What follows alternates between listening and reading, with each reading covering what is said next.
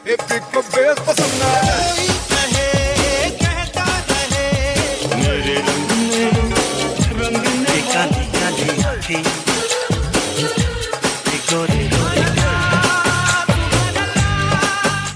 this is Asim. This is Sujoy. This is Amrita. And you're listening to Khandaan, a Bollywood podcast about the three main Khans of the Hindi film industry. Amir, Salman, And Shara. Hi, you're listening to Khandaan, a Bollywood podcast regular feed.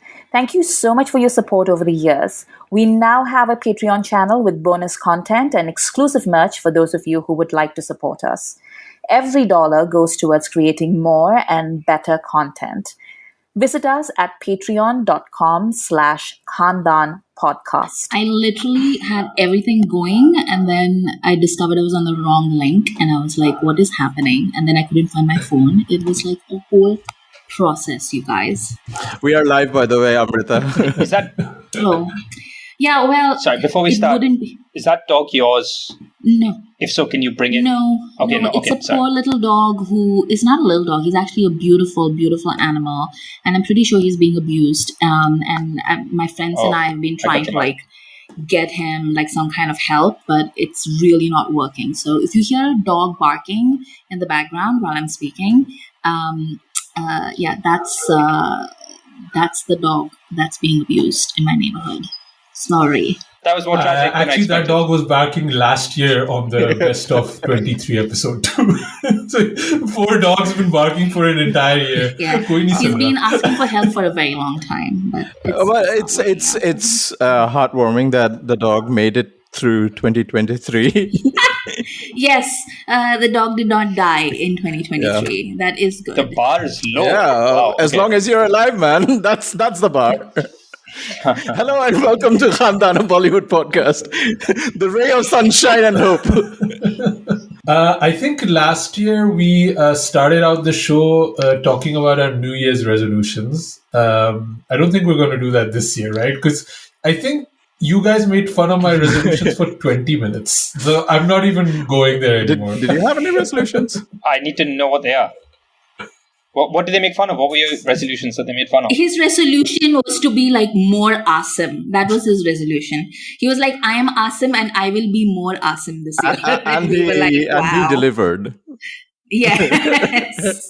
Yes. Sounds successful to me. I did the prediction that I will be successful in my resolutions, and I think I am. Nailed it. But Suchin, man, welcome to Khandaan. Do you have any resolutions? To be more you? No, I don't. No, I don't. Nothing is coming to mind. Just don't suck and keep doing things. So that's my resolution. But I gotta say, I think last year was personally unbelievably tough for me. It was one of the roughest years I've had. But the highlights was seeing both of you, Suchin and Amrita, in London. And that was one of, when I think about the year, that is what will I also exist. So cool.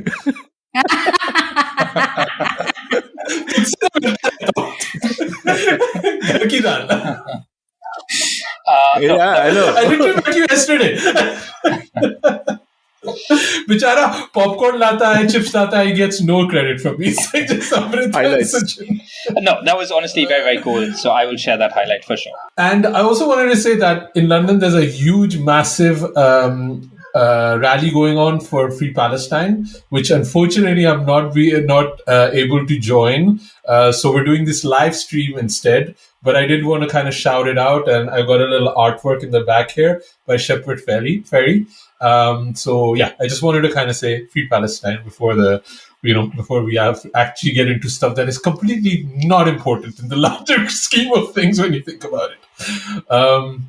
So how we're doing the show, we're going to be talking about 2023. Which normally we used to do in December before the year ended, but honestly, we had no bandwidth left. We were done. So we kind of shifted it to now. Also, the reason why we didn't do that is because 2023 this year, it just dragged on till the absolute last minute that it could. I mean, what was going on? Bollywood was releasing one film after another. It was insane. December was just jam-packed with everything. So it wasn't like we could really do a retrospective with any kind of, well, Suchin could because he's a machine. But the three of us were just like slackers, and we were just like, we can wait. We until somehow January. managed to put like Donkey somehow into 2023, right? That was like the last straw. Like Shahrukh, ab bas kijiye, Prabhu. Yeah. Wait, do we want to like talk about Merry Christmas for like a little while we wait for No, the rest we of absolutely don't. Absolutely bloody not. No. So that's what I was going through. We're going to be talking the first episode for the people that won't be joining the live stream. By the way, if you are on the live stream, join Patreon, become a member of Khandaan. It's gone really well this year. I'm really excited for what's going to be next year. And it's really the only way you can support Khandaan except, sharing a tweet or something like that or liking. Apparently, Sujoy sent me a reel that if you share our reels on Instagram, that is also a great way to support us. So this is going to be 2023 look back, and then the next episode is going to be Merry Christmas, and we're going to be looking forward to 2024. I what we're just doing. want to say that it's been like 5 years since we started this podcast, and even now, like, it is amazing to me the amount of dad energy Asim brings to like whenever he's talking about like social media and like what you can do. It's like he's like, reels, there's this thing called reels, and you can share and you can like and you can subscribe, and this is what my friend Joy has been telling me. I'm the kid of the group. So we haven't seen each other for 2-3 weeks now. So the energy I'm getting for Amrita is this pent up frustration of 3 weeks. So just so you know. Sorry, Suchin, what were you saying? I was going to say, before we talk about movies 2023, I just want to say, just to talk about you guys 2023, correct me if I'm wrong, the number of downloads you guys did this year, was it 1 million or 2 million? What was the exact number, which is very cool?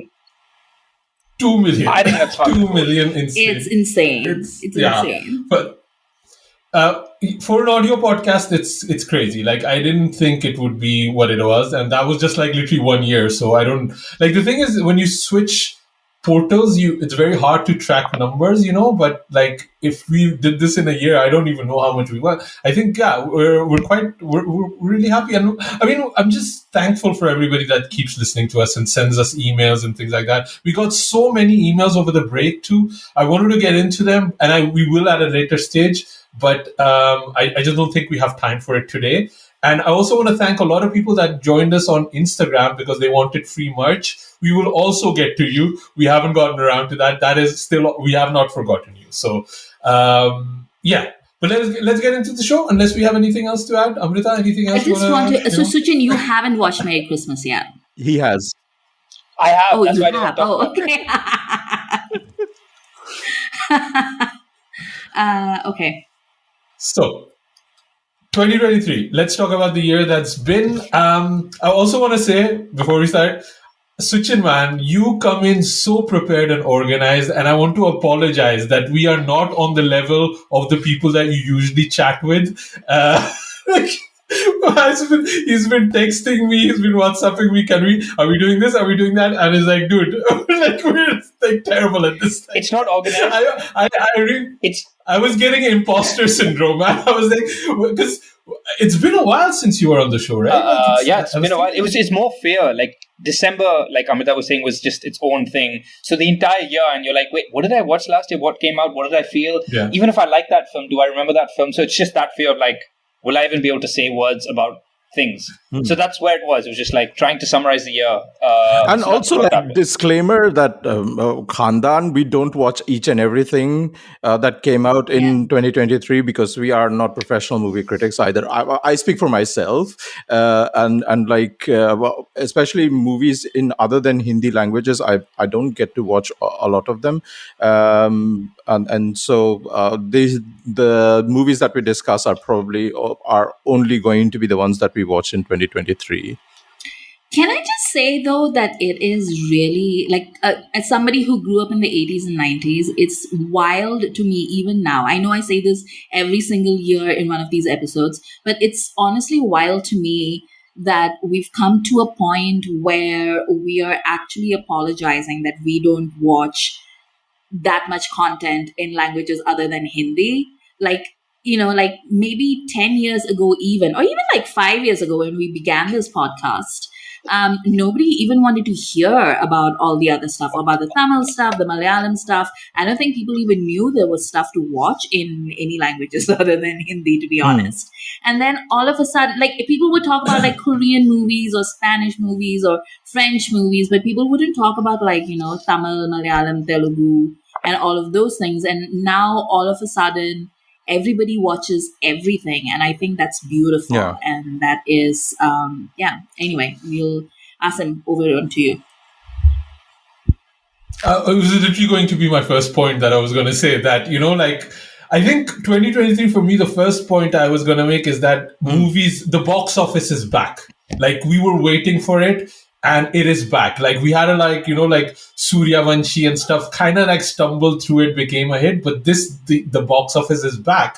But is Bollywood back? Because if we made a list of top 10 movies, would we be able to make that list with only Bollywood Hindi movies? And I don't think we could have, our tastes have evolved and they've maybe expanded. But I just don't think Bollywood has been able to deliver 10 really, really solid movies even, I would struggle to make that list. So I think all of our lists are going to be kind of like, different movies. Although I did try to stick to Bollywood as much as I could, but things have just changed, I watched so much other stuff like, Film Companion and all that. And all of your lists are pan-Indian movies. The directors' roundtables are pan-Indian actors. The whole landscape has changed. And that dominance for Hindi entertainment is not the same anymore. I'll just add two things to that. One pro Bollywood, one less so. In terms of, I think, good news to Amrita's point, and Asim, you said as well, that box office is back. I think more than box office, what was very cool is, there was this notion a few years ago, which I think we would all agree with, that Hindi cinema has lost touch with with people in terms of popular cinema. The big movies that people want to watch.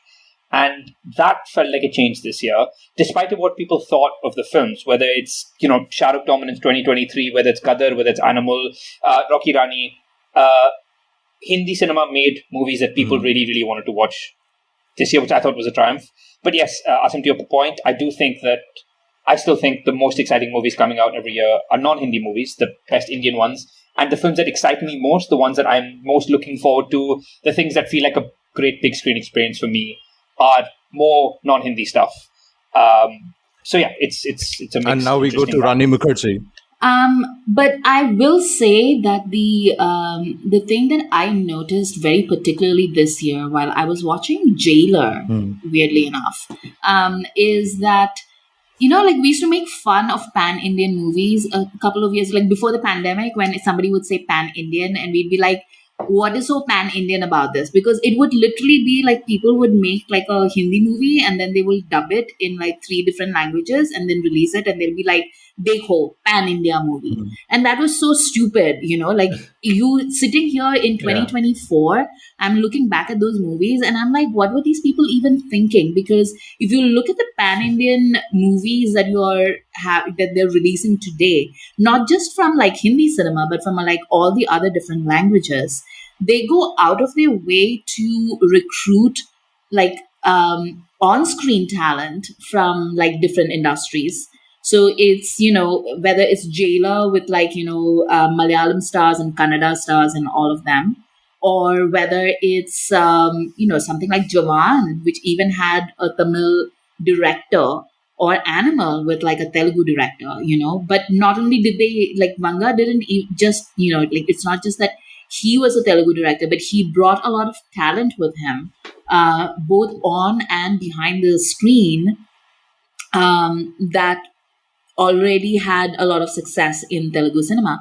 And I think like that is how you build a pan-Indian audience and a pan-Indian product that actually works in multiple markets. So I'm just very bullish in January 2024. I'm very, very bullish for Indian cinema as a whole, I feel. So, guys, what general trends can we kind of figure out in 2023? Is there anything that you guys kind of picked up on that I have a very so we have the box office one. Minute, astute observation, and that was the phenomenon of Shah Rukh Khan in 2023. What? I don't think Who's Shah Rukh Khan? What? We've never heard of this guy. 2023 belonged to him. There is no other way to put this. You cannot deny the phenomenon of Shah Rukh Khan. For years we have been dying and praying for Shah Rukh ek hit de do, and he gave us 3, and it was fantastic. I still remember watching Pathaan first day first show, and in a London crowd, and the feeling of that, the cheers and the joy of watching this man, almost like a backhanded slap to everything that happened prior to him in real life. He gave an on-screen answer to all of that, and that manifesting in front of our eyes. As a Shah Rukh fan, that felt so good, so satisfying. And then he doubled down on that in Jawan. Not so much in Dunki, in my opinion, but yeah, it was the year of Shah Rukh Khan for me. That was probably my big take from 2023 Bollywood. And did he get an award for the best Indian? Yeah, I think so. He's the best Indian. सबसे अच्छा ये है. What's so wrong about it? Yeah, it's 100%. So Joanne is he is the best Indian. No contest. I think another trend, I think, was the return of love stories. I think we've all felt like a love story shaped hole in our existence. And between Tu Jhuti Main Makar and Rocky Rani, sort of they addressed that. Regardless of what, for me, Tu Jhuti was not, I preferred Rocky Rani, but the fact that they were back, the fact that the big Bollywood soundtrack was back, which we all missed, even Satya Prem Ki Katha to some degree. So yeah, the return of love stories, and I feel like there's more to come, and they might not all be good, but the fact that it's a thing again, which I'm very grateful for. Yeah. I want to also shout. I mean, I saw it this year, but it came out last year. Hi, Nana. I think. Nana. Telugu film. I'm not sure how you pronounce it. Amazing. I was watching it and I was saying, wow, these are the kind of early 2000 rom-coms I used to miss, and it's giving me exactly those vibes. And that movie blew me away. Satya Prem Ki Katha didn't. Because it was showing up on a lot of lists, but I think we'll get into that a bit later on. But it is definitely that classic rom-com love kind of mold that a lot of people were missing, and I think that's why it probably was successful. Added with Kartik Aaryan's star shining very brightly, So that I definitely take that on. I think there's been a resurgence of more love stories in a way. One thing, and speaking of resurgence, the Devils are back, baby. Who would have thought? In a big way. Yeah. So, and the other thing all of them are back. So Bobby, we've seen the roundtable, we've seen the Coffee with Karans, but I think nobody saw Gadar 2 being the success it is at all. And I want to play this clip because definitely Khandaan doesn't see it coming, because last year we spoke about Gadar and this is what we had to say. Who was asking for Gadar 2? That's what I want to know. Who asked for it? Sunny Deol asked for it. Sunny Deol asked. Anil Sharma and Amisha Patel, they all asked for it. Yeah, the hand pump asked for it. Yeah. My God. Yeah, I mean... it does kind of make sense in a way. I think we're back into that time where movies like anti-Pakistan and stuff like that can work, so why not? Why not give it a shot, right? The ground is fertile, let's play, that kind of thing. One person that I thought kind of disappeared and I maybe think she might be over is Kangana Ranaut. I don't know if this is a big topic to talk about for this year, but she still had some steam left last year, I feel. And I think this year, the way Tejas is making fun of online at the moment. It's pretty crazy how the downfall was imminent. I think we were kind of expecting it, but that it happened in such a blaze of glory, because she had like 3, 4, 5 releases. I think Tejas, she had Chandramukhi 2, and not like, even with all of her, people that just want to hate, they just don't want to go watch her movies, it seems. So I think she's blaming Jio or Netflix or something like that. It's always funny where people who do things to clearly sell out, it doesn't pan out as intended. So it's just like a lose-lose scenario. It's quite funny. Yeah. Any other trends that you kind of found interesting to talk about? I think what Amrita said was very true. It was about looking at the whole pan-India thing. You had, I don't think it's a coincidence that two of the highest grossing films of the year was Animal and Jawan, because it was two filmmakers, one from the Telugu industry, one from the Tamil industry, not just bringing the cast, but really bringing the sensibility. Those films could not have been made that way in Hindi cinema. We don't have that approach. Especially Jawan is probably a better example. So that sort of massy sensibility and that level of conviction, I don't think would have happened, and I think we'll see more of it. I think Shahid Kapoor has also signed a new film with a Kannada cinema director or a Telugu cinema director, so I think that's going to happen a lot more. Even Varun Dhawan's next film is produced by Atlee, so I thought that was very interesting and necessary also, because for them, I think Bollywood is seen as a large canvas, but we definitely need some new distinctive sensibilities, so hopefully we'll get to see a lot more exciting stuff when those two worlds come together. Do you guys, so let's start getting to our top 10s and our lists of the year. Do you guys feel pressure to watch, be a completist for the year? I'm thinking Suchin probably does, and I think Amrita has no pressure whatsoever. I was literally listening to you ask that question and be like, who, me? Is he talking to me? He must be talking to Suchin. It can't be me. No, I have zero pressure whatsoever about being a completist, and I think that is what Sujoy was talking about Suchin is an actual critic, he works, he's a reviewer, he works. He has a job, you guys. The three of us, we are just hobbyists, basically. We are very dedicated hobbyists, but that's about as far as it goes. We do it because so the thing with watching something because you love something is that there's a lot of things that you don't love. And I've said this before, I don't really enjoy hate watching things just to rip it apart. That's not my vibe. I don't think that's the vibe of the podcast in general. Unless it's Raja Hindustani. But that was a Patreon thing. Oh no, it wasn't a Patreon thing. It was a. Yes. We did it to ourselves. Why did we do that to ourselves? It doesn't give me any kind of joy whatsoever to watch something and tell you just how terrible it was when I know going in that it is going to be terrible. The only one outlier in this respect was Kabhi Saath and Kabhi Saheli that released earlier, in April. That was my birthday gift, by the way.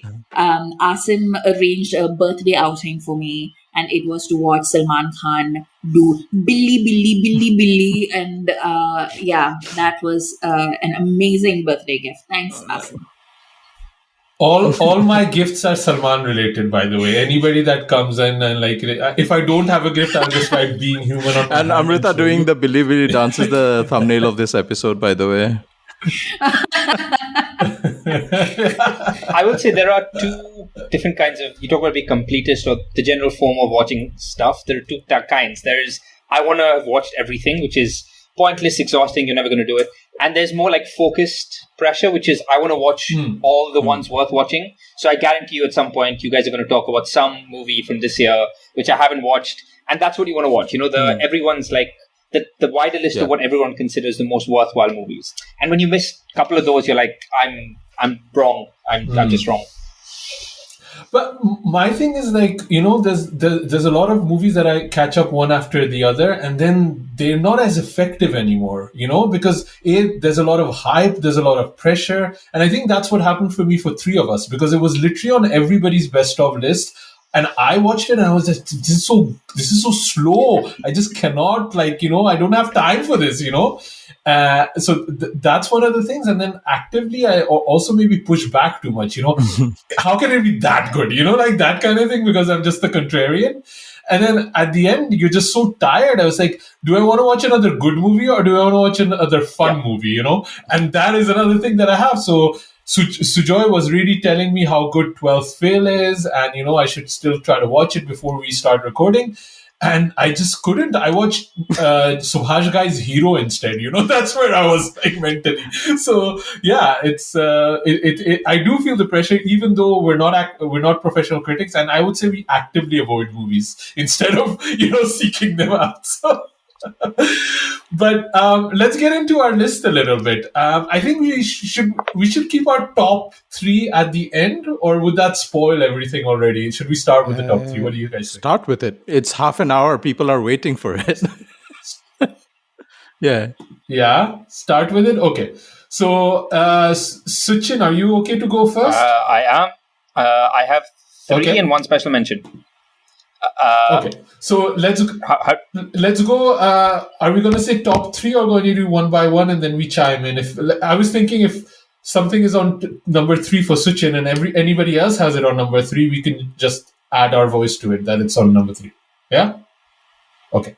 Suchin, what's your number three movie? I don't know if mine is in a order. Yeah. It's just three, but so I'm going more chronologically. My first or third, however you look at it, is Pathaan. I just thought, for various reasons, it really, exactly for what Sujoy said, it really felt like a moment in time. Anyone who was in that theatre, for those shows, for that energy, for seeing him back on screen, for seeing him in a way we've rarely seen him before, it's very difficult to separate the emotions of what we feel about him and everything he'd been through versus our feelings for the film.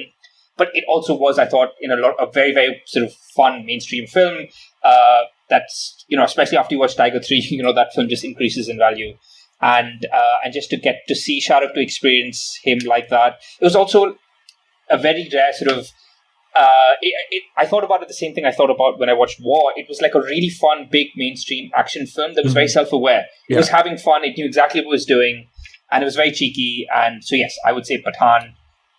Because for all of those reasons, and it's one of the most memorable theatrical experiences I've had in the last few years. Yeah, Pathaan is number three for me too. I think because we've had three hits from Shah Rukh, we kind of downplay how important Pathaan was. Like when we talk about bringing Bollywood back, this man dragged the box office back into the thing again. Like he did it on his own shoulders, and nobody else did it like he did it. It was, and it's also still my most favorite of the three Shah Rukh movies of the year. Amrita, you will be happy to hear that I reviewed my score of Jawan. I added like a point on my letterbox because coming out of it, coming out of the discussion and the hype and watching it with my wife, who's a much more positive and loving person than I am, I was like, no, this is not that bad. So I was like, okay, I'm more positive. So also maybe Dunki came out, which I liked less. So my ranking kind of, I wasn't expecting to like Dunki not as much as I ended up not liking it. So all of my ranking has changed. But yeah, Pathaan is just so important and so much fun. It really launched this YRF universe that we're getting in a way, right? Like War doesn't really, it's really Pathaan where the start is. And with Fighter coming out in 2 weeks' time, I'm feeling Pathaan is like, there was something special about that movie that Fighter is not able to recreate. Although it's the same director, it's the same budget, we have Deepika back in a bikini, all of these cool things that we all want are coming back, but something is missing, and it's a 56-year-old man with long hair and a very scary six-pack. Not Hrithik, I meant Shah Rukh. Both of their six packs are very scary, but the one Shah Rukh has is a bit scarier. Yeah. Also Pathan. Sujoy, you're number 3. Well, it's not ordered, but just it came out in January. Yeah. यार कोई काम करके नहीं आता, कोई order नहीं लाता. मैं सबसे बड़ा कामचोर हूँ. But yeah, all the things that I love about this movie, I've already mentioned. I also, not just about Shah Rukh and, the love about it. And I think John Abraham brings a lot to the table in this movie as the villain, as a formidable villain to face off with Shah Rukh. That whole, on the top of the trucks action sequence is still amazing to watch. It's really well choreographed, and just his physical presence brings a lot to, him being the strong antagonist versus Shah Rukh Khan. So that's a good thing to watch on screen, I think.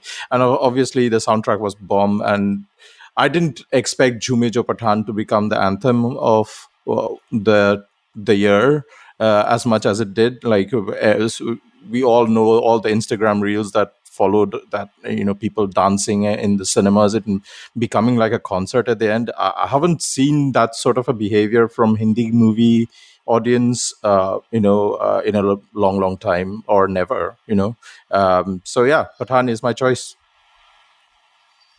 Sorry, I'll just add, goes without saying, but that post-credit scene was not only insanely fun, incredibly cheeky, one of the best uses of post-credit scene, but also I literally thought it was like, I feel like I could write an entire article on that scene about what it was saying, what they were saying, what it meant for stardom, for Hindi cinema, for all of it put together. It was a lot more than just cheeky fun. It is really saying something in so many ways.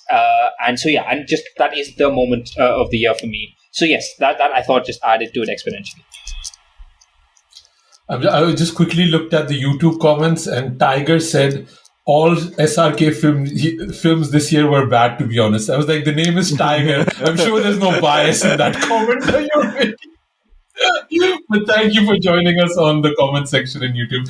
Amrita, what's your top? What's your same number as 3 Suchin movie? and Sujoy. Like, I don't really have like an ordered list, but Pathan is definitely, like, I'm in a chronological order. Pathan. I think, like, that scene where he said "Ghunghru toot gaye, Rafe ab naach," like that.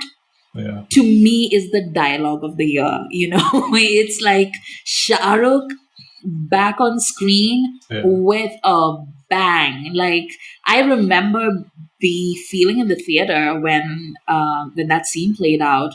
I mean, it was electric. And there are some movies that are just critic proof. It doesn't matter who has what thoughts about this movie. It just sort of connects on a very primal level with its audience, and it just knows who the audience is.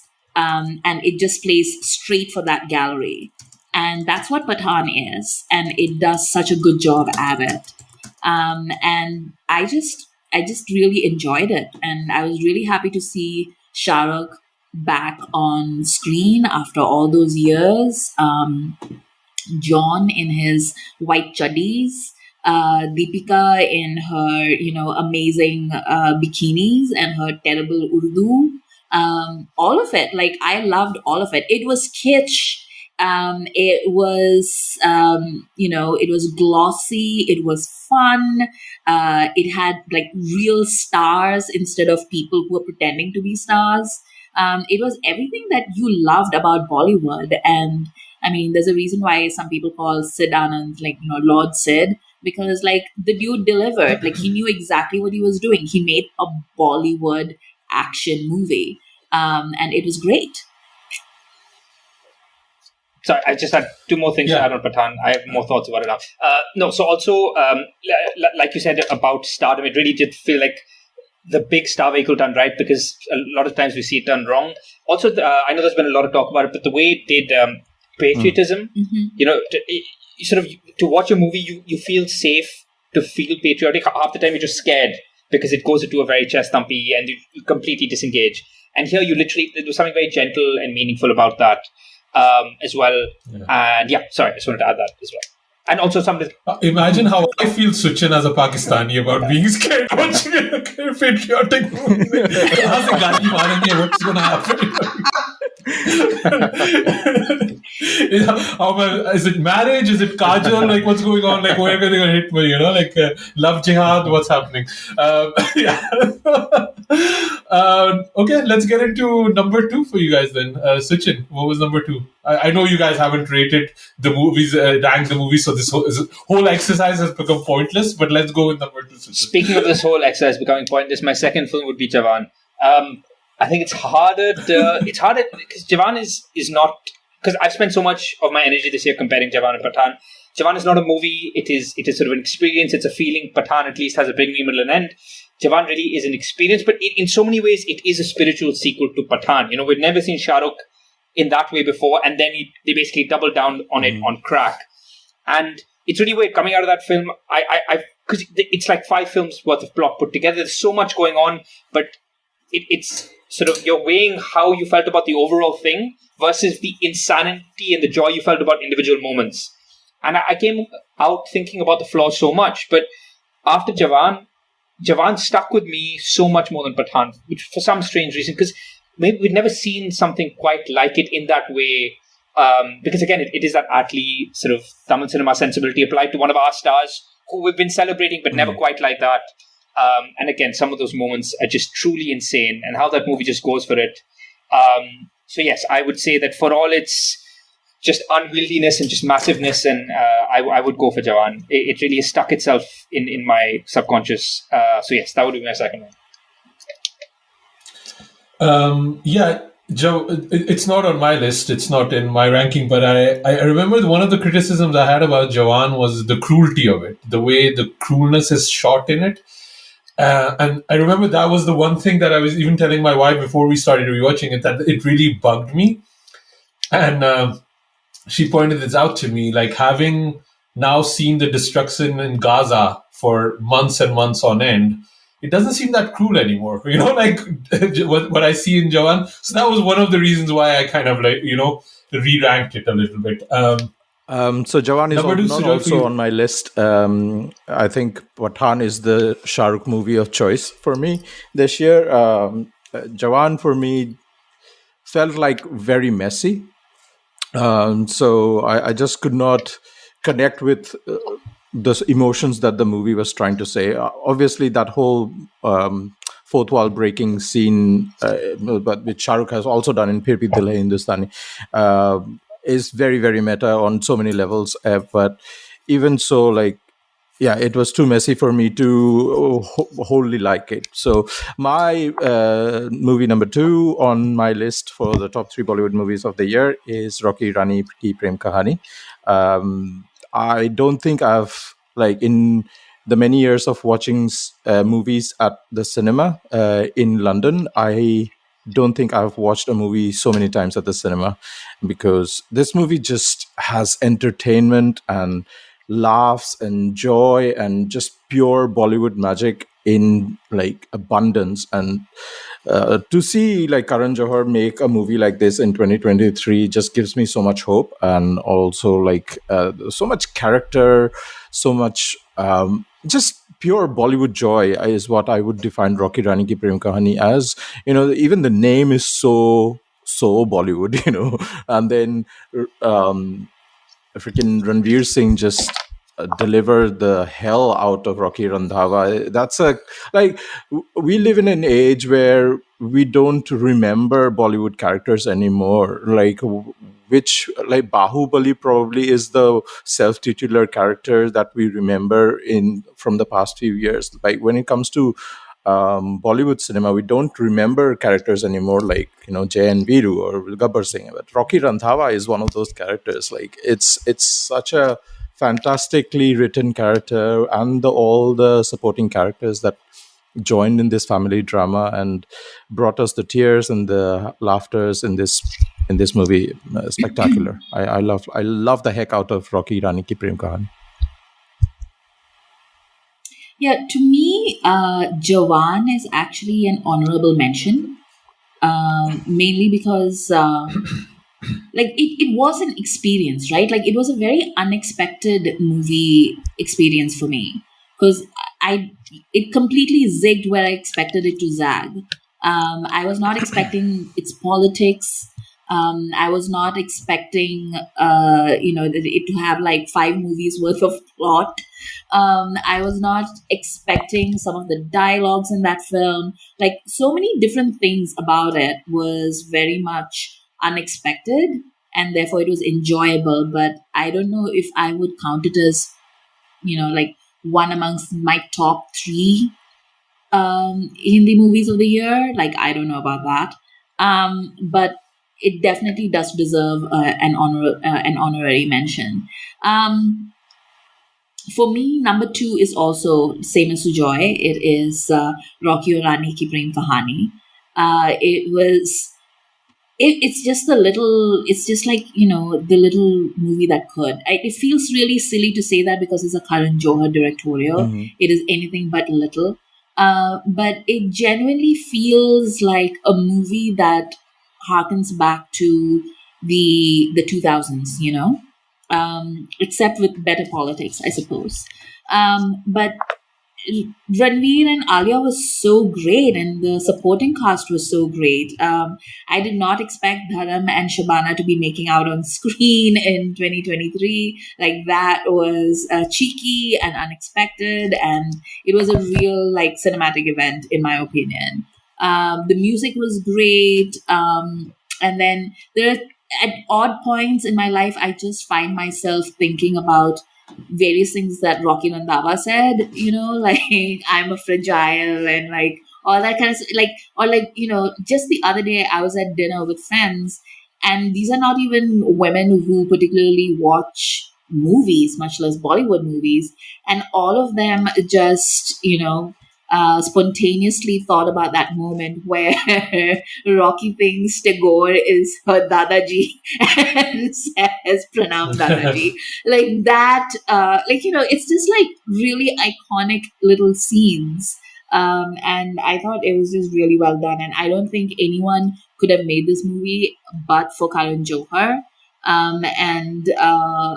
It definitely deserves to be up there in the top 3. My number 2 movie is one that I did not expect. This year I've been trying to be a bit more diligent with my record keeping of what I'm watching and what I'm not watching, because I just watch so much. So Letterboxd has been a huge help to me because I really cannot keep things apart. And I also wanted to keep my list Hindi based. Otherwise, this would not be on there, I think. But my number 2 movie is Drishyam 2.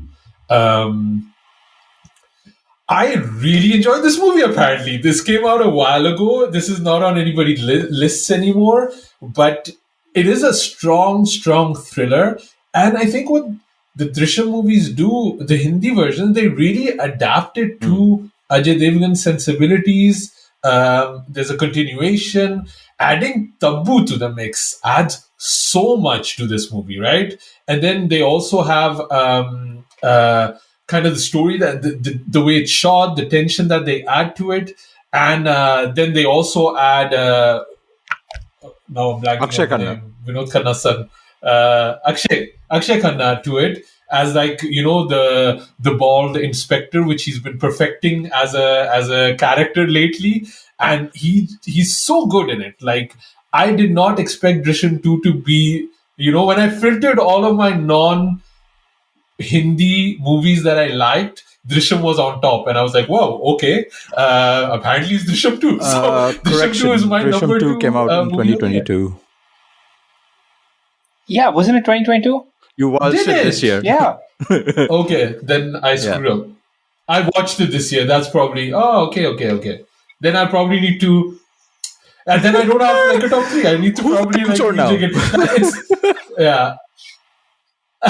No, I have others, but I don't want to mention them because they're not Hindi. So I'll get them through honorable mentions. But yeah, I watched it here. So I thought, okay, then, but that I can't add. I was going to sneak in another one, but it's also not Hindi. But yeah, anyway.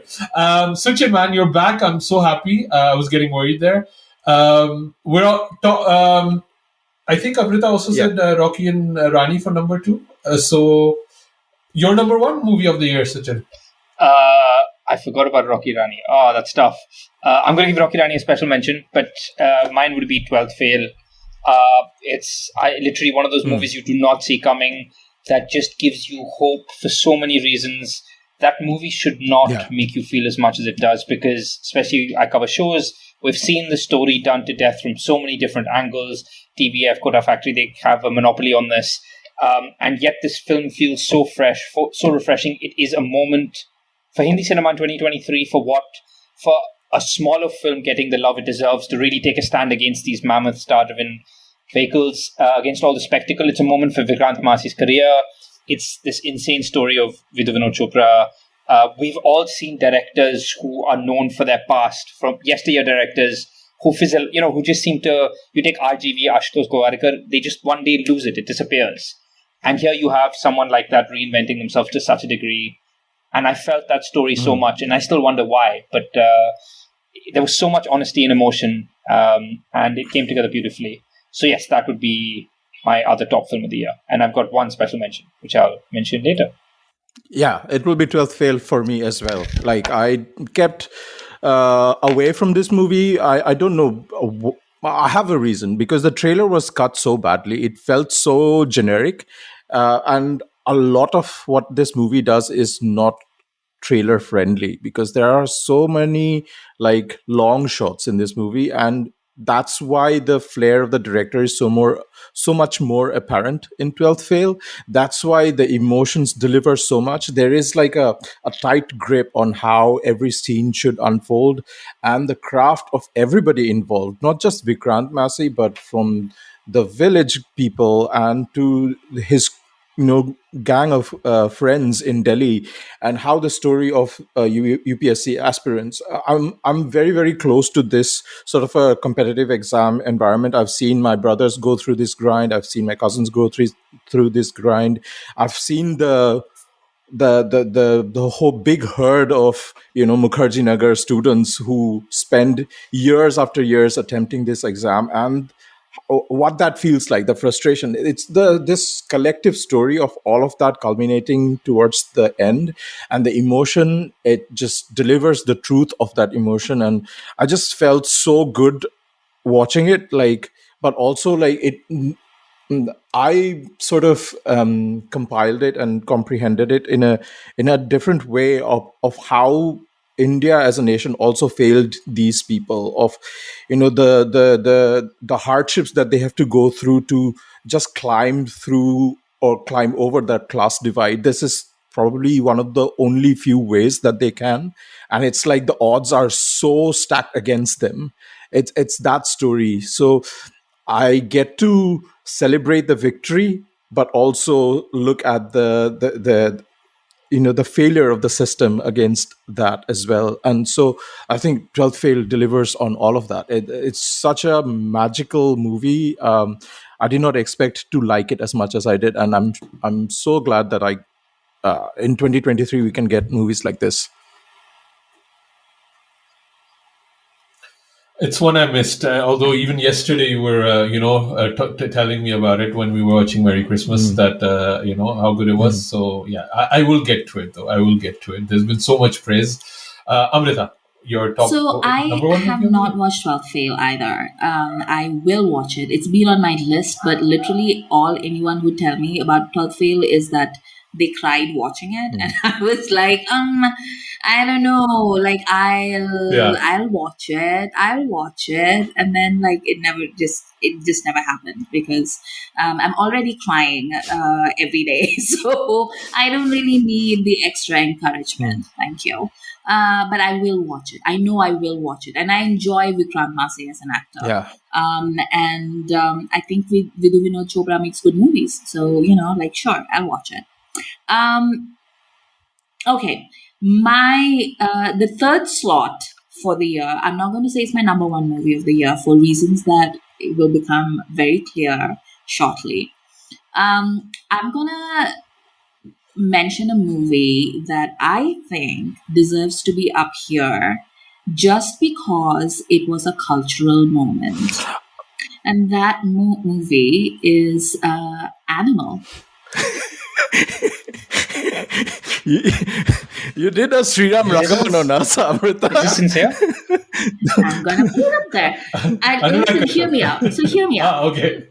The reason why I think Animal deserves a spot up here in the conversation is not because I think it's a good movie. I think it's blatantly not a good movie, but it did this thing that very few movies are able to do, which is organically spark a conversation about various different things, whether it's gender politics, whether it's masculinity, whether it's patriarchy, whether it's what marriage looks like, what male-female relationships look like.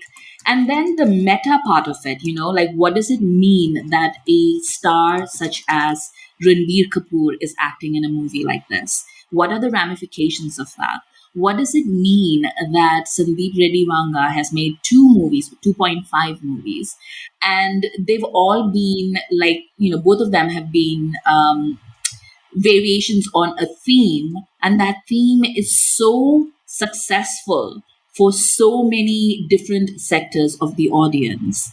What does it mean that Karan Johar, who just made Rocky Aur Rani Ki Prem Kahani, which Joy and I just sitting there going oh my God, so nice. What does it mean that he goes on a round table and is just this is the most amazing movie of the year? What does it mean that Anurag Kashyap, who makes the most avant-garde, politically progressive movies, posts an Instagram story and says that this movie with Sandeep Reddy Vanga, and says that, this man just changed Bollywood forever. There are so many conversations to be had about this movie. And I think cinema as a provocateur is also worthy of being mentioned in a top off list. It doesn't have to be, in my opinion, when I think of top movies of the year, I'm not particularly thinking about movies that I love. I'm thinking about movies that made a difference, that really set off ripples across society. And I think Animal delivers in spades when it comes to that. Animal would not be on my honorable mentions. It would be on my dishonorable mentions. Fair enough. I will add two things to Amrita's point, because I think it's very cool of you to add that to your list generally. I found that movie very, very interesting. And there's two other things that I find very interesting about it. Number one is, I think Sandeep Reddy Vanga, if you take away the interviews and the weird Twitter trolling, I think he's a bloody fascinating filmmaker, because it's very easy to have a very obvious agenda and make bad films from it, right? You look at Kashmir Files or Kerala Story, whatever it is. There's two things he does which is insanely interesting to me. He will do things I have never seen before. He will approach a very basic premise, person attacks person, guy takes revenge, and do it in ways that just my brain is unable to process. My favorite example is in Arjun Reddy, which is the better movie to Kabir Singh. There's a scene where his Arjun Reddy's girlfriend is being ragged or abused in a college, and he sort of drives on this bike, and you're I know exactly how this is going to play out. This is going to be fighting and violence. Cut to 4 minutes later, he's not attacking the guy who's ragging his girlfriend, whatever. They're sitting on the floor crying together, him and the other guy. He loves to zig when you expect him to zag. That whole Bobby Deol Ranbir final fight scene, you couldn't make this up. He has such a specific approach to things where you'd never see these sequences before. And I really do think, to your point, it's very easy to have your politics and your agenda, and again, like Kashmir Files or whatever, put it plainly in a very bad movie. It's very obvious. There's nothing to discuss there, apart from a scary film has become successful. Sandeep Reddy Vanga, I think, whether we like it or not, he makes his points in a way that really invites conversation. Whether he means to or not, I have no idea, nor do I care.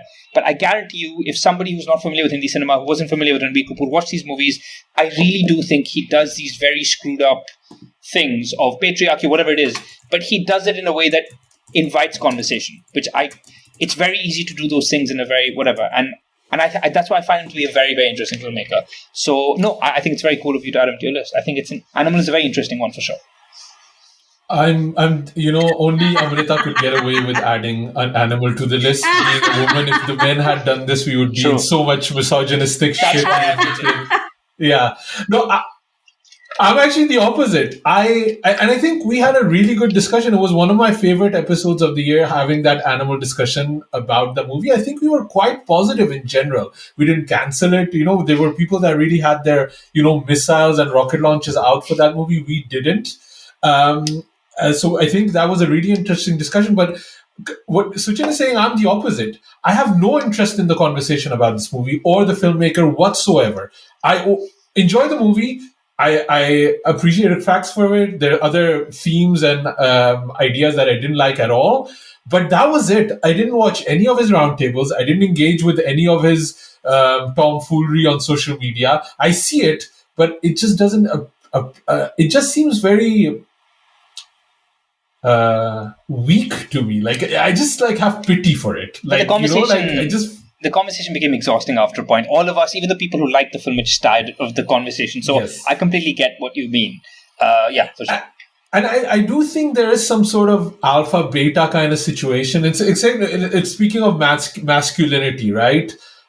He just seems like a petulant teenager to me. He doesn't feel threatening to me, what he's saying or doing, It's just like looking like a little kid asking for my attention. Yeah. And I'm above that, I this is a separate discussion. We were having a whole discussion about Red Pill and MRA and Andrew Tate and stuff like that with a couple of guy friends. And I was like, so these guys are like, you have to be a man, you have to take care of your woman and this and that. And I was like, yeah, fine. That part I agree with. Sure. It's the next step I don't want to listen to. First, yeah, be a man, earn your money, take care of the people around you, be protective. Fine. But everything after that you're saying is fucking bullshit. It's nonsense. So that's where I kind of stand with it. And I think that's that, if you want to be, you've been working out and be, rich and using that to help the people that are around you, fine. If it's about, turning that into some toxic masculinity bullshit, then I'm out, So that's kind of where I drag the line there. But yeah, my top one, speaking of that, is actually Rocky or Rani Ki Prem Kahani. That's my number one movie of the year. I didn't have a doubt for this I didn't there were no other contenders. There was no, it's literally, I went to watch this movie 5 times in theater. 5 times in theater. When I knew it was going to be coming out on streaming. And then I watched it another, literally, I think I was looking at my Prime channel, and it's like my daughter has watched 20 minutes and it was telling me to finish the movie, and I was like, sure, I'll finish it again. I've watched this movie so many times. There's no way this could not be my number one.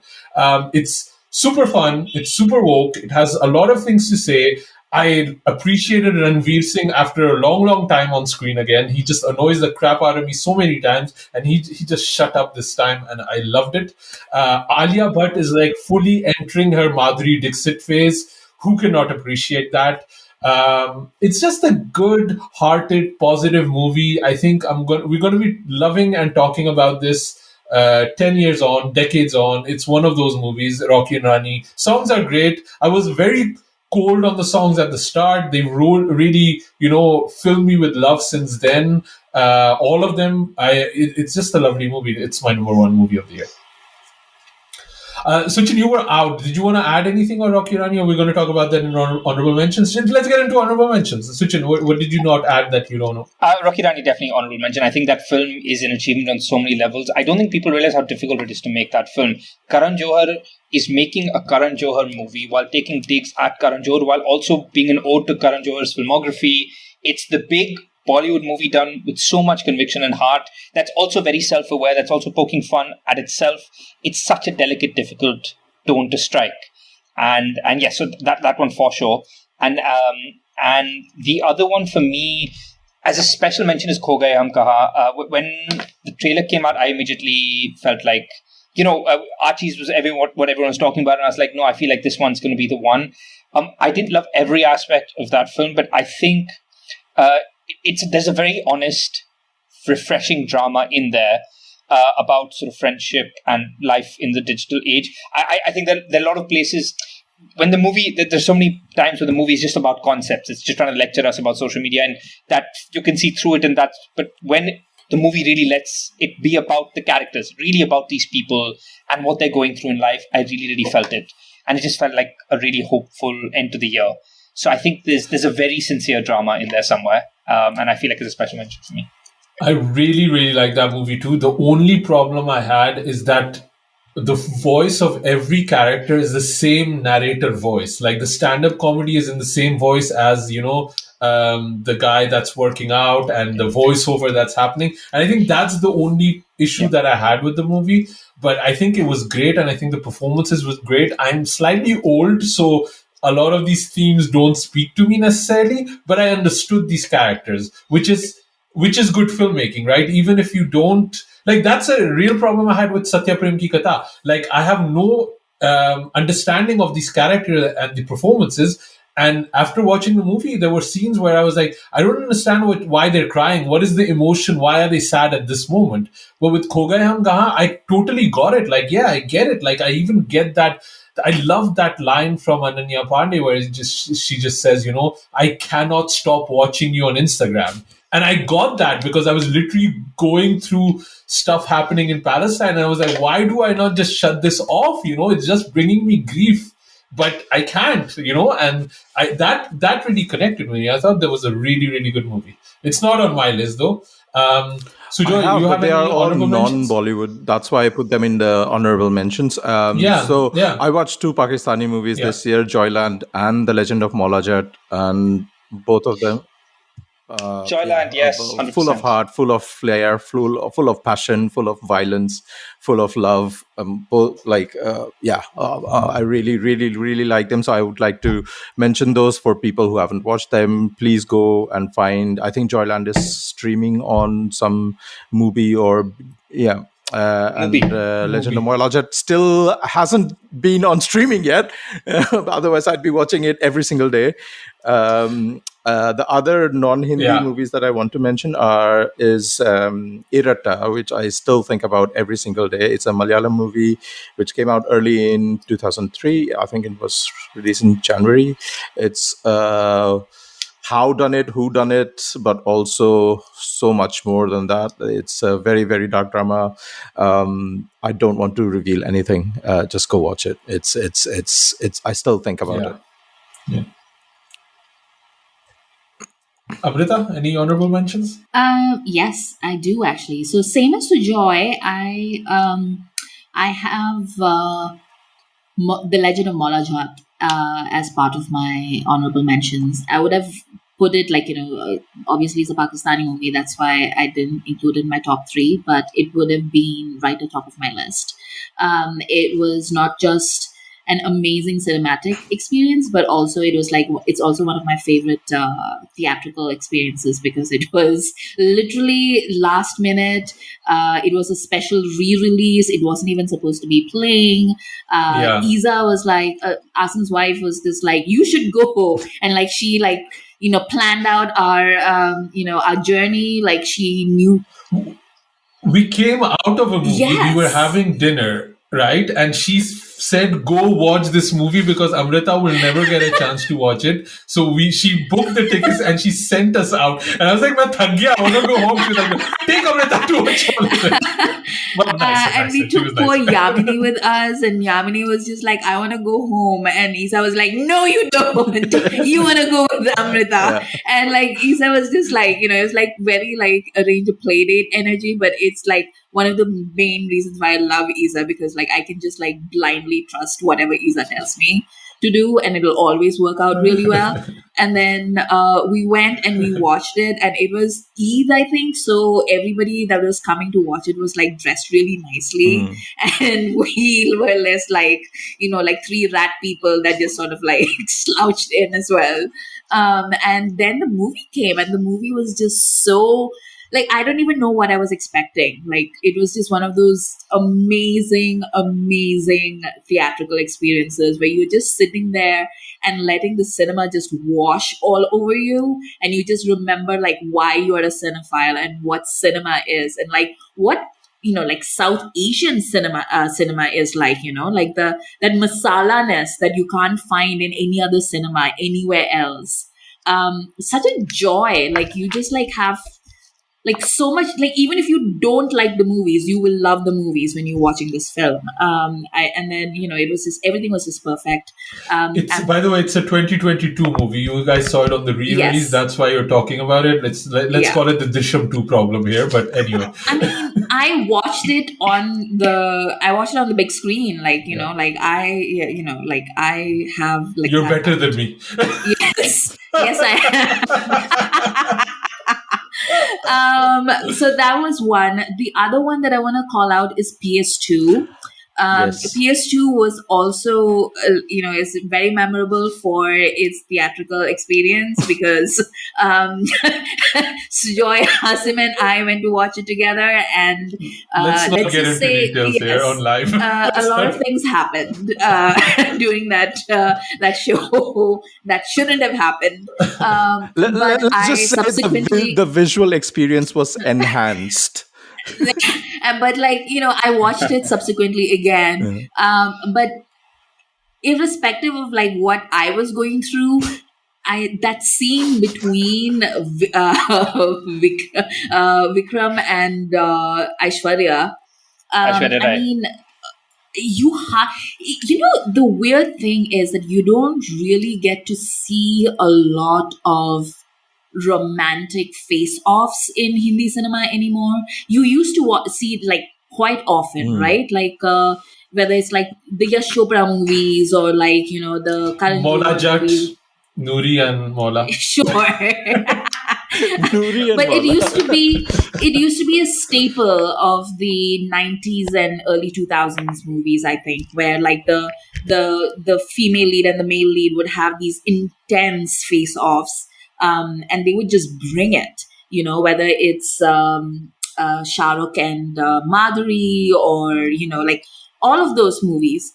And we don't really get to see that anymore. And now, like, you just had Aishwarya and Vikram just like eating up the screen. Like, it was just gorgeous. They're just like, the tension, the romantic, the sexual tension on that screen, like it was intense.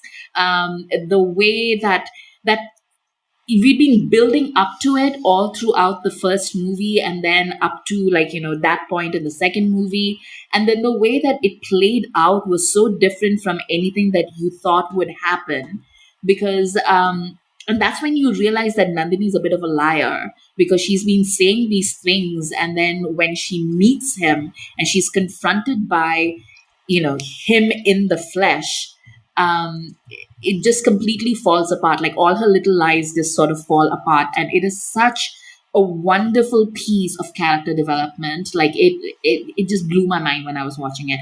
It was this classic Mani Ratnam. I loved it. I just enjoyed it so much.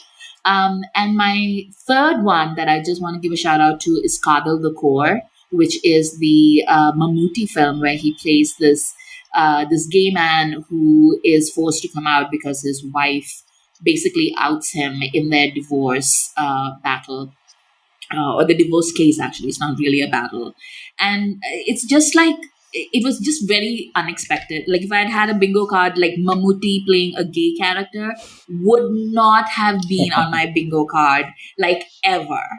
I grew up watching Mammootty movies, and the man is just like synonymous with like masculinity, and like a very like heteronormative masculinity in Malayalam cinema. And then to like watch him play this character, it truly is a different world that we're living in 2024, I feel. And I see so many people who are like really upset that this movie came out, and they're just like, I don't understand why everybody likes this movie, or why they keep talking about this movie. Like, why is he like, playing this character, and it's like, against God and blah, blah, blah. And yeah. You make that movie. In the movie. That's exactly and Mammootty, like, he produced this film. It wasn't just that he was acting in it. Like, he put his money where his mouth was. So just like I just want to like give a huge shout out to Khandaan A Bollywood as well. So those would be my 3 special mentions. A lot of my honorable mentions are already mentioned. Irrita is one of them. I mean, this would be my number 2 movie if I hadn't screwed up with Drishyam 2. So that's what was slotted in there before. It's a movie I literally think about so many times. It's amazing. It's amazing. It's on Netflix. I don't feel enough people are talking about it. They've not added it to the list. I don't know why. They should. It's really, really good. PS2 is definitely on there too, for the experience that we had and the movie itself. It's also such a massive undertaking to pull off a 2-parter. They'll just throw out, oh, this is going to be a serial, this is going to be, Brahmastra type 7 movies, and then they make one and then they just quit. But they actually pulled it off, and they didn't even make it easy or accessible to people that have not understood what the movie. They didn't recap anything. They just throw you in and just swim, like sink or swim. And they pulled it off, and still adding it to so many lists that we enjoyed is amazing. I'm going to stop shaking my hand. It's becoming annoying here. Archie's is in there for me. Definitely, we haven't talked about it. A movie I absolutely adore. The thing is, Oh, sorry. Are we supposed to be drunk doing this conversation? I was gonna just say I am a dad. I have an 11-year-old daughter in the house that. Yes, you need to kidnap a kid before you watch certain movies. And the joy this movie brings to her is undeniable. And this movie has been played at least 20 times in our house, and it has not lessened the joy after that 20th watch. It is such a positive movie. Like with Rocky and Rani, the messages that it will, like, my daughter was singing "Everything is Political." It achieves something that with my long rants that I give her about politics and society, I was not able to do with Zoya Akhtar was able to do with a snappy song. And that is what I wanted. Amazing work. Archie's is in there. Hi Nana, which I watched in 24, so I didn't add it, but that's definitely in there too because of the rom-com energy. And Joyland, I want to shout out at least one Pakistani movie. We screw up so many times. The few times that we actually manage to do something half decent, it needs a mention. Joyland is this movie.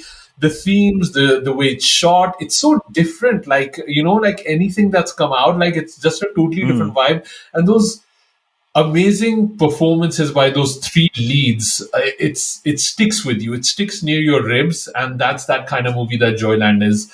I hoped Pakistan would get their shit together and support this movie and promote this movie, but unfortunately they could not. That's why I'm here, being here, the Pakistani voice, and telling you to go watch Joyland. And go watch Maula Jat 2 is the movie that Animal wants to be. That's what Maula Jat is. I'm going to add one more movie that's slightly cheating, but chalega. Polite Society. I'm adding in there. It's not Bollywood, but it's Desi people. There's just somewhere else, and us burger NRIs were as good as you guys are. Add us to the list. Include us, please. Polite Society, if you haven't seen it, again, a movie I feel that's very underappreciated. People don't talk enough about it. And also maybe it has skewed because I have a younger daughter that really, really appreciate the movie. Maybe it has skewed things because I got to watch this movie with Amrita. A lot of factors play in, but this was lovely, right, Amrita? I mean, I still think about that Mardala performance from that movie. Like, it is the best homage / recreation of a Bollywood song that I've seen in years. Yeah. They just really good young actors and old actors as well, but like the young actors just like kill it, and just like a fresh and really sweet movie, and it's just such a joy to see young women have fun on screen. Like I am 100% support Asam with Polite Society. Yeah, just on Polite Society support. Otherwise, no. Just this part. What are you guys? We're an hour into the stream, and we've literally only done the first topic. Exactly. I was, when Asim came up with his category idea, and I remember thinking to myself, why are we going through all this? Because we'll never get through the list. And he was like, well, should we do like 10 categories or 5 categories? And I was like, we are not going to do any categories, but sure, like, you can think about it.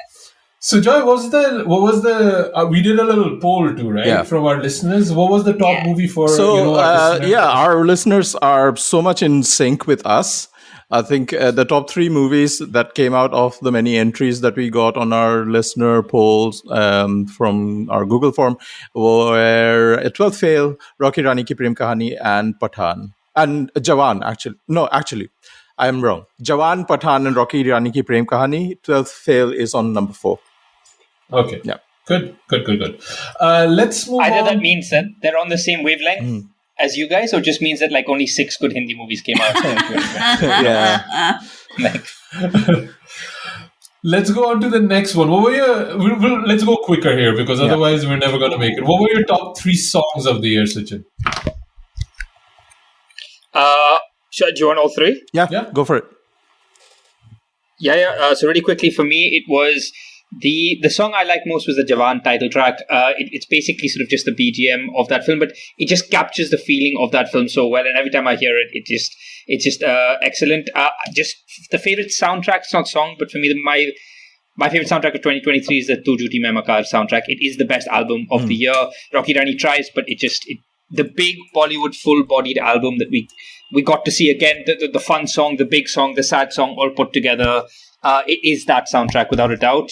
And the other one I had on here was the Jailer soundtrack, which is again not Hindi, but I think that's the most sort of best. And even just the main theme is just excellent. And so just again, it's BGM, meets song, whatever it is. Yeah, it's all about Anirudh. So yes, that was my 3 for songs wise. So what were your 3 songs? None of what Suchin said.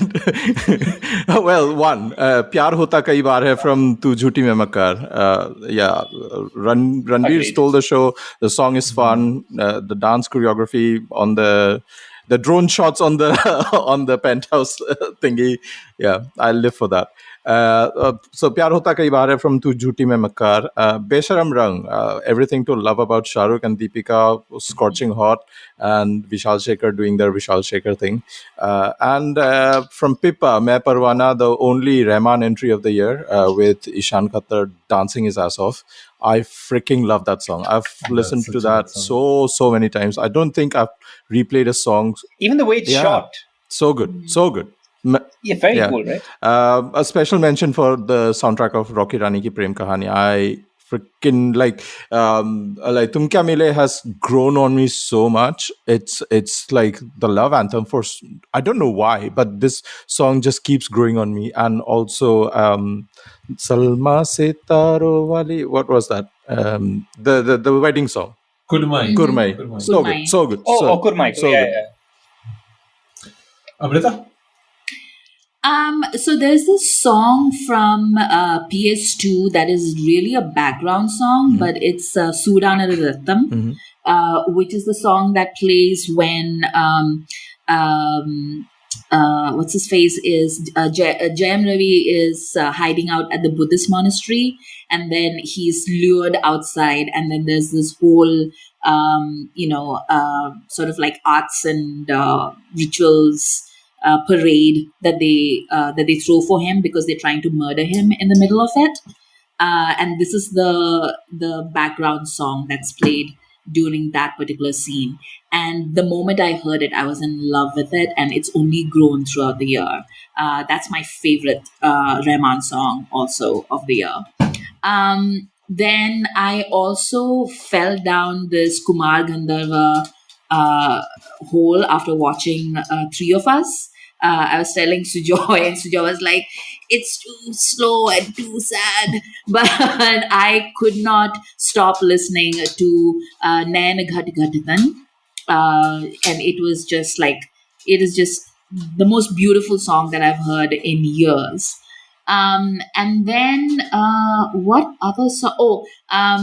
And also, I've been listening to, there's this particular part of What Jhumka, which is sort of like this big band sound that comes up. And it's just like, it's just like wind instruments, and they're just like playing like the chorus again.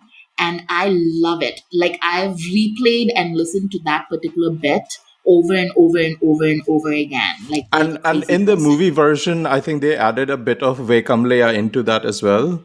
It's like a foreboding. And then just an honorable mention to the Tu Jhoote Main Makkar album that Suchin was talking about, except when I said that to my real life friends, they made fun of me for being a Dilli wali, and they were just like, oh, is that why you like it? Did you show them the Tumka? Like, that was the song. I was like, hey, I think this is like really funny and like it's a good time. And they were just like, you're such a Dilli wali. And I was like, wow, okay. And also Kavalaya was just such fun. Like, I loved it.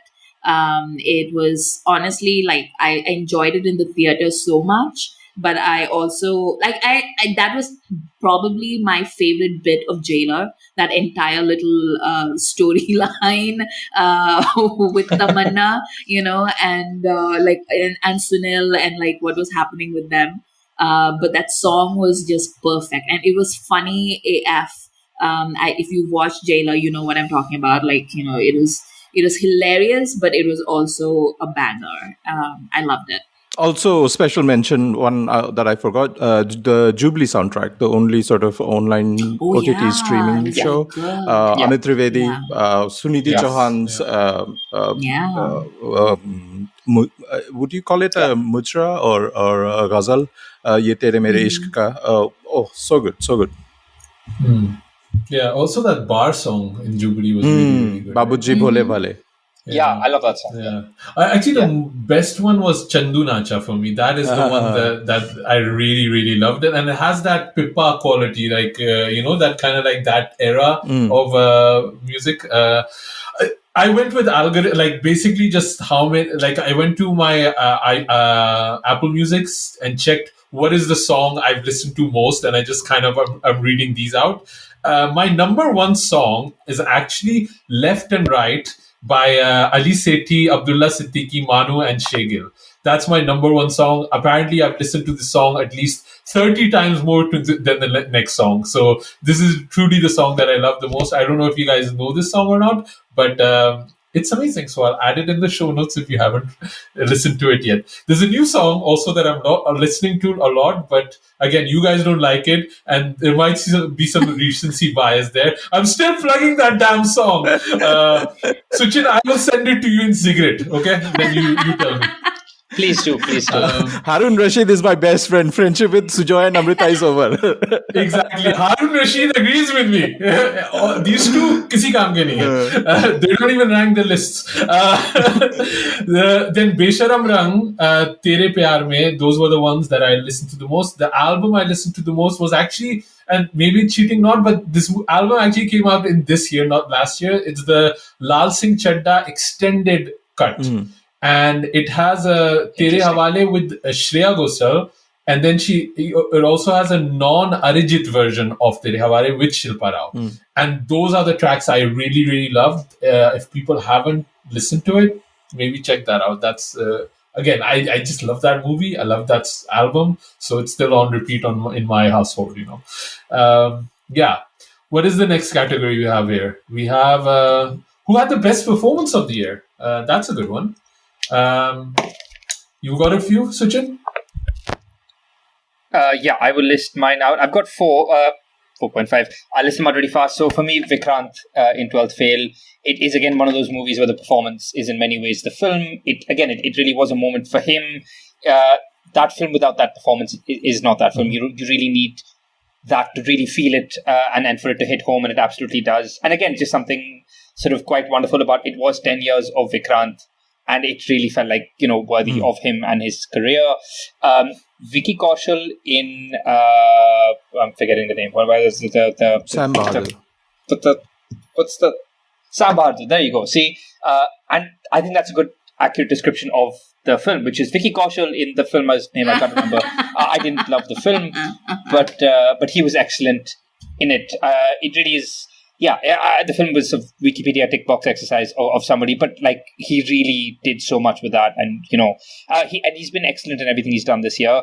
Ranveer in Rocky Rani, you cannot. Like, again, nobody else can play that role the way he does it, right? And it was the comeback of Ranveer. The way he did it, he just is...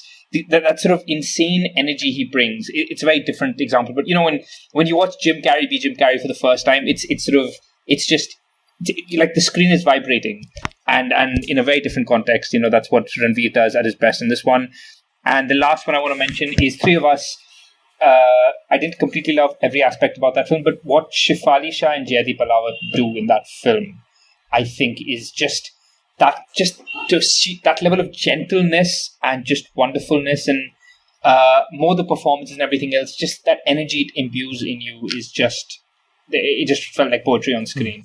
So that's the last one on my list. Yeah, pretty much agree with what Suchin picked. Vikrant Massey is up there for me. He delivers. There's nothing more to add to that performance. I think everybody should watch it and go for this ride. Ranveer Singh for Rocky Rani Ki Prem Kahani. I would also mention Ranbir Kapoor here for Animal, not for Tu Jutti Mein Makar. Yes. Whether you agree or not, that performance, especially that scene at the end, just before the climax, where he has this, conversation with his father. What a performance! It should win the Filmfare. It's like a really like a Filmfare kind of award, no?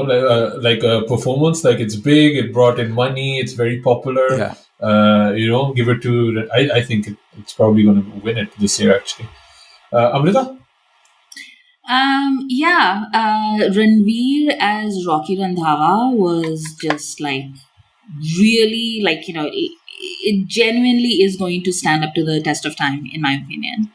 And again, like what Sujoy was saying, Ranbir in that monologue, in the face-off with Anil Kapoor, is just, and I just want to give a shout out also to Anil Kapoor in that scene and Alia in Rocky Aur Rani, because people don't really understand the amount of support that those people are giving to Ranveer and Ranbir. Rocky Randhawa doesn't land as hard as it does without Alia playing Rani. Yeah. And, Ranbir's Vijay doesn't land as much without Anil Kapoor just standing there and being the Anil Kapoor, So just a big shout out to them as well. And Jaideep Ahlawat in Three of Us, there's this scene where Shefali Shah, on the Ferris wheel. Yes, on the Ferris wheel, when they're just sitting together and they're just chatting, and it's I cried so much in that scene just because it just felt like I was watching real people talk. It was just the vulnerability of that scene was just off the charts. I loved it. I just absolutely loved it. And also a big shout out to Azmeri Haq Badhom from Khufia, who if I ever turned gay, then I turn gay for her, because she just absolutely blew my mind. What a star turn! Just absolutely insane. And also Vamika Gubby in that mirror sequence. In the series. What's the series? Jubilee. Jubilee. Yeah. In Jubilee, she's just what a star. You just see somebody and you're just that's a star turn. That's what Jubilee was for me when I saw her. Those are my performances. Suchin, you just interviewed her, didn't you, for a roundtable, if I'm not mistaken? I did. Yeah, she was on my end of your roundtable for Jubilee. I'll just add to what Amrita said. I was just thinking of, for me, the best performances are all on Hindi streaming shows. I won't get into that list. But for me, if I had to choose one from the year, it would also be Jubilee, for the exact reason Amrita said, but that would be for me Siddhant Gupta. It really is, I watched that show and I was like, a star is born. Yeah. You literally, it feels electric. It's sort of how I felt when I watched Siddhant Chaturvedi in Gully Boy. Something so, like, you watch a performance, so exciting. You're like, I'm now investing in this person's entire career. What if they do next? Yeah. Sign me up. Yeah. And I thought, Siddhant Gupta was just for electric. me, So that would be the... Yeah. For me, Azmeri Haq was on there too for me, but I was my top one is actually Tabu from Khufia. I thought, Tabu is just amazing for everything she does, and this was like this movie would not have worked if it wasn't for her. And that interplay with her and Azmeri Haq Badon, and just the subtlety of it, like I loved it all. All of that was amazing. I want to add Manoj Bajpayee in it. He's had a great year. He's done some great work. But I loved Sirf Ek Banda most of all from all of the other stuff he's done, because it doesn't become a Damani kind of, court case drama. It's so much more subdued. And Manoj Bajpayee can do everything, but kind of keeping it in rein requires a sort of restraint for the movie, and he does that, and I think that's really, really amazing. I want to add all the three leads from Joyland in this, because amazing work. Not necessarily, I mean, a lot of it is not necessarily a performance. That's the thing I have with Ranveer Singh too. Is it a performance, or is it him just being himself to a certain degree, right? So I had that the same thing with Joyland too, that a lot of it is just maybe them being them, but amazing work. Joju George, Irrata, final sequence. Again, I did not know this actor, and I thought they were literally two actors. They're playing twins, and I was like, that's how good the performance is. It's amazing. And then Mammootty, Kannur Squad. I haven't seen Kadal yet. But I thought, again, I have not seen much of his work. First shot I saw him, okay, I get this is like the biggest star ever, I got it. And that, doing that in one look without even saying anything, that kind of blew me away. So those are mine. I do want to, I mentioned this when we were talking about Kadal, but just want to shout out again. There's this scene where Mammootty is talking to his dad. And he's basically telling his dad, because his dad was the one who convinced him to stay in the closet. And there's a scene where he's talking to his dad, and he says that, well, we tried it your way and it definitely didn't work out. And he, it's like a weight has now lifted off his shoulders, because, the worst has come to pass. And he relaxes. And you don't realize until that moment how tense his body language was throughout the movie. Until it's not like a showy kind of thing. He's not doing anything showy whatsoever. It is literally just that his shoulders drop half an inch. That is all that he does. But you can literally see that character change. And that is the kind of work that only a complete master can do. And I love Mammootty. Absolutely love him. In the forum we had, the survey we did, somebody mentioned Deepika in Jawan, and I agree. That is literally one of the best parts. It's literally a song and a little bit more, but she elevates the movie. I think that is a very good mention too, just to add. Also, I want to add Deepika somewhere. We can talking too much. I've cried every single time that I watched Jawan at that particular point, because when she goes away and the kid is just where's my mom? And I'm just woo. What are we next? Oh wait, my thing got lost. Okay, director of the year. I think this we can do quickly, right? Yeah. Do you have one, Suchin? For me, I mean, so many special mentions on this. Karan Johar comes to mind, but for me, it would be Vidhu Vinod Chopra for two reasons. A, obviously, the film is the no-brainer, but also it's hard not to reward the journey. It's everything I was saying earlier. For a filmmaker with that body of work at this stage, there is no need to and to make a film that literally feels like he's reinventing himself, to do so much with the craft, to tell such a familiar story we've seen done to death in such a refreshing way. And you suddenly feel so excited for everything this director is going to make next.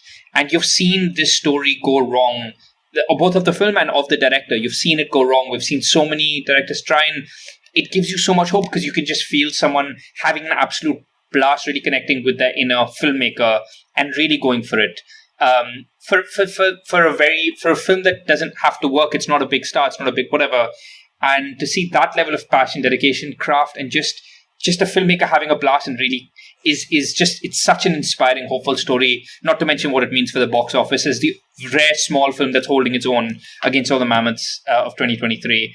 I really do think 12th Fail is just giving an entire community of the filmmakers that I think all of us would class as our favorites, making the meaningful small films or mid-budget films that just seem to be disappearing. And this film is giving them hope. So for me, it's just the Vidhu Vinod Chopra story of 2023 is just undeniable. देखनी पड़ेगी. Also Vidhu Vinod Chopra.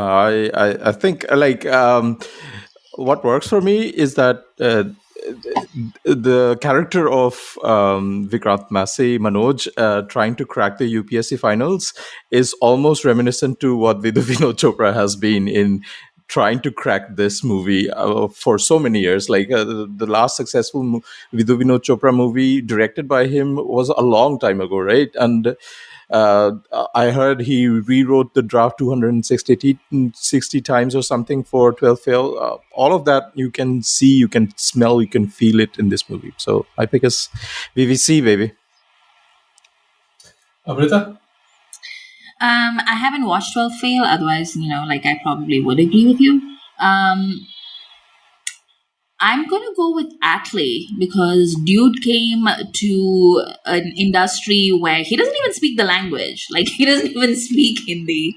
And he was like, you know what? I'm just going to make the most successful movie of the year in this language that I don't speak.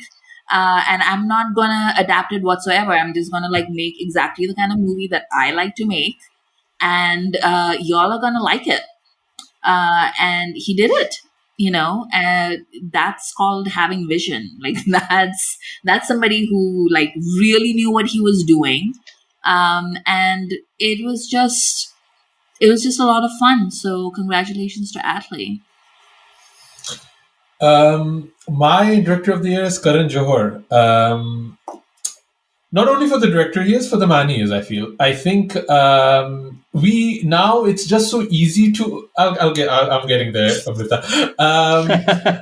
Justify it fast. Yeah. No, I think we just easily say, he's just making another Dharma movie or a Karan Johar movie, right? But we have to look in the context that he literally got almost held hostage by the government a couple of years ago. Takht failed. He couldn't mount it. It was going to be the huge thing he wanted to do. He wasn't able to do. He pivoted and made one of the most amazing movies of the year. He's hosted season 7 of Coffee with Karan, which is again a talk show host that we talk about. It's not maybe as big as it was, but it's still one of the most important talk shows. He's literally doing a fashion show last week. And he's on any round table giving the most insightful, thoughtful ideas and being so eloquent and being so generous to all of his other filmmakers. He's promoting smaller filmmakers. He's, he has time for, Konkana, but he also has time for Vanga. He's literally one of the best ambassadors for Indian movie making out there.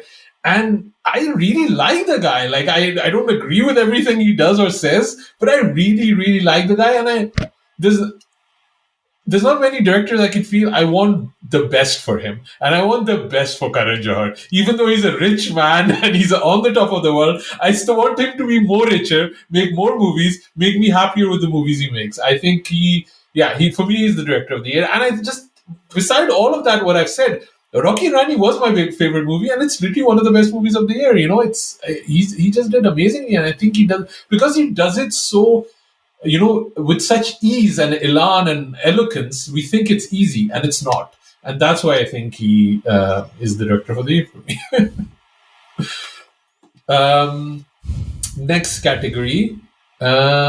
Disappointment. Let's do disappointments. Anything that I know, Suchin, you have a long list here. What are the movies that disappointed or you had expectations of?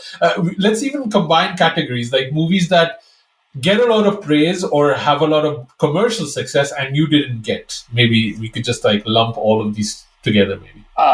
So for me, there are 3 that come to mind. one was Salar after KGF, which is a movie I love. It's just mass cinema done so well. Salar was very, very disappointing. It was just frenetic, more characters. It was like it has a family tree that looks like a crossword. It's just, I couldn't. It was just assault on the senses. And then the other two, which I feel are spiritual equivalents, which Asim, you won't agree with, is Archie's and Donkey, because I just felt that I really, really, really liked those directors. And in both films, Archie's, for me, felt like Zoya Akhtar liked, and Donkey in particular really felt like Raju Hirani liked. It took you back to that Shah Rukh phase where he was working with the best directors and making their worst films with them, because there's something about them merging with the Shah Rukh image that's leading to something that's not working. And I mean, and there's so many things. What annoys me most about Donkey is there's so many things I like about it, and it's just sad. Like you wish it all came together. I love seeing Shah Rukh as close to an everyman as we can see at this stage of his career. And there's so much I like about it. There's so much gentleness, and when the Raju Hirani-ness comes through, it works. But yes, Donkey really, really was a disappointment. Archie's as well. I just felt it was a very low energy film, and I didn't think Zoya Akhtar could make a film which at least wasn't enjoyable for me. And yes, so for me it'd be Archie's, Donkey, and Salah.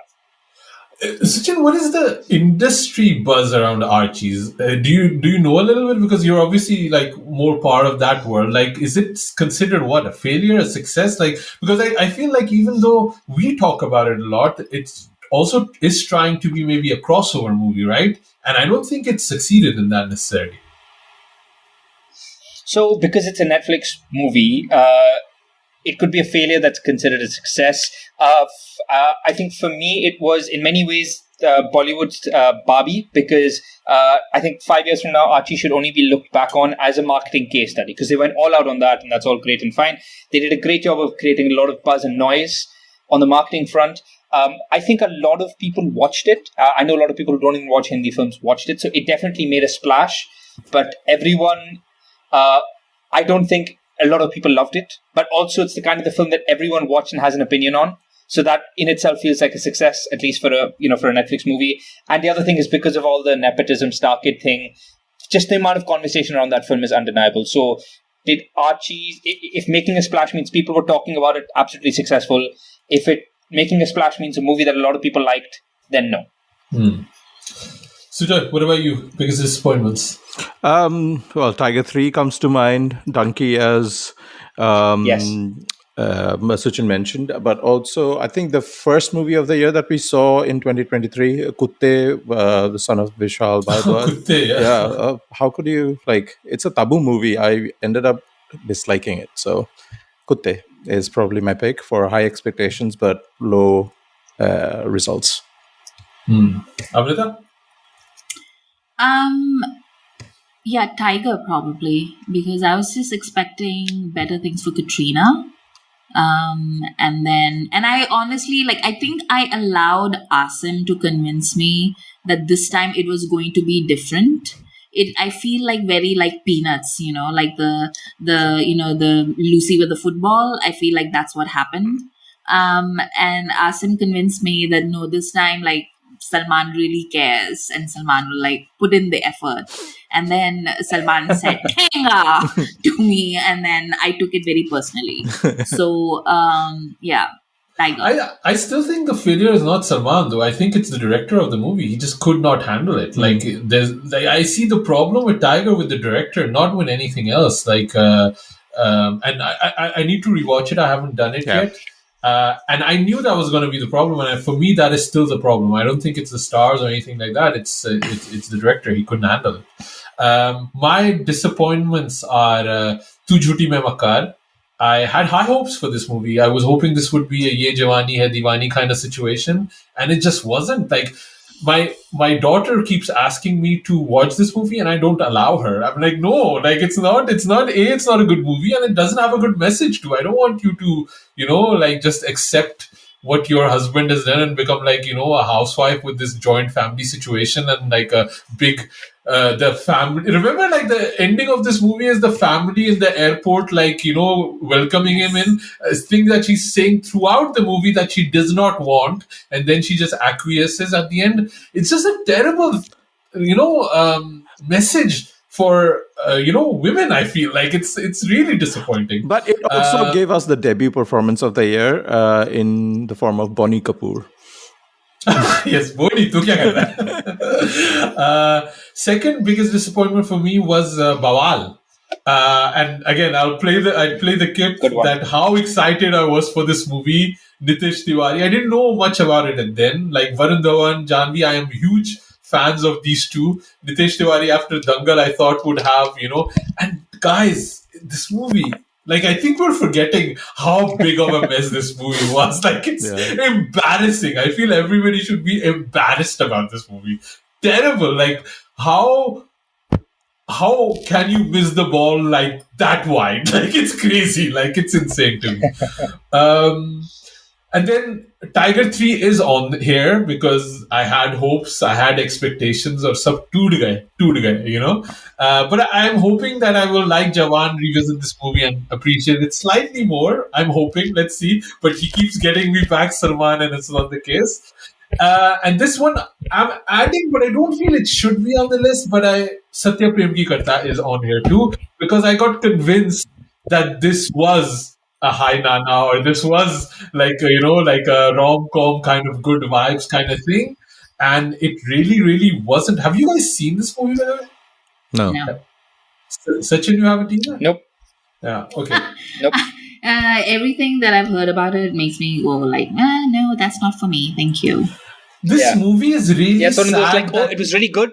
Good for you. This movie is really sad that Kartik Aaryan cannot bang his wife, and that's like 70% of the movie. And I'm like, that's what we're going for. That's the theme. Oh my god, that just reminded me. Like, we haven't discussed Bawal yet, right? Does Bawal not even like fall within like the biggest? I don't know, the biggest failures of the year. Like, it's just like. I think beyond that, listening to me, Amrita, because I just mentioned it like 3 minutes ago as the biggest disappointment for me. Oh, you did? Okay. Literally just now. It's fine. I'm just trying to like see us on YouTube. Sorry. No. Yeah, no, Bawal. Yeah, 100%. Like a total misfire. Yeah, I agree with you.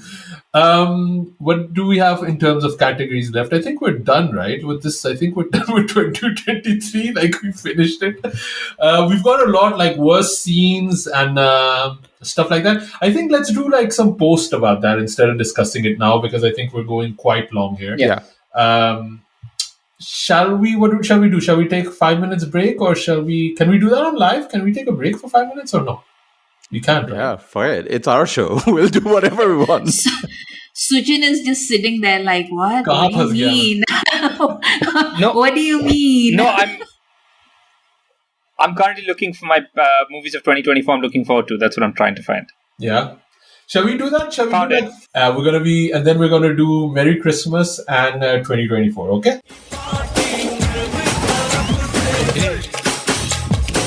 क्या बोलती